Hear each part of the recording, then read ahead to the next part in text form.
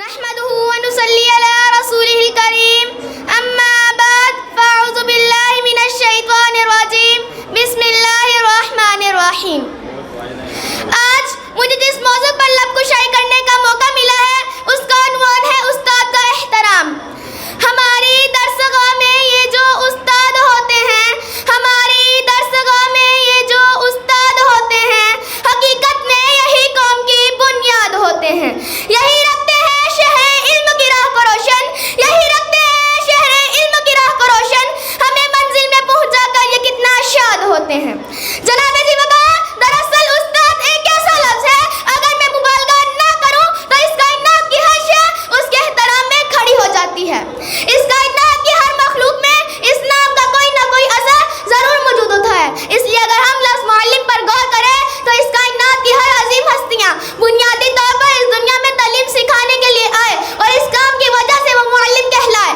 اس کائنات میں کوئی انسان تنہا وقت نہیں گزار سکتا کیونکہ وہ کسی رشتے اور ناتوں سے جڑا ہوتا ہے۔ ان میں سے ایک رشتہ استاد کا بھی ہے۔ استاد کو معاشرے میں والدین کے رتبے کے برابر قرار دیا۔ اسلام میں استاد کا رشتہ روحانی والدین کے برابر ہے، اس لیے انسان کو ہمیشہ اپنے استاد کی عزت کرنی چاہیے۔ جناب ذی وقار، ایک وقت ایسا تھا کہ انسان حصول علم کی تلاش کے لیے میلوں کا سفر پیدل طے کرتا، اپنے گھر اور اپنے ملک سے دور رہ کر اپنے پیاسے من کو سراب کرتا تھا۔ استاد کی مار اور ڈانٹ کھا کر پھر کہیں جا کر نگینہ بنتا تھا۔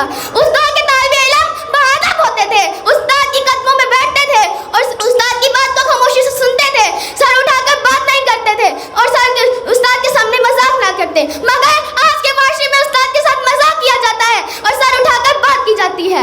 میں بس یہی کہوں گی، بہادر بانصیب، بے ادب بے نصیب۔ میں اپنی تقریر ان لفظوں پہ ختم کروں گی۔ میں گمنامی کے اندھیرے میں دی، میں گمنامی کے اندھیرے میں دی ایک پہچان بنا دیا۔ انہوں نے مجھے دنیا کے غموں سے انجان بنا دیا، انہوں نے مجھے دنیا کے غموں سے انجان بنا دیا۔ ان کی ایک ایسی مہربانی کہ استاد جی نے مجھے ایک اچھا انسان بنا دیا۔ السلام علیکم ورحمۃ اللہ وبرکاتہ۔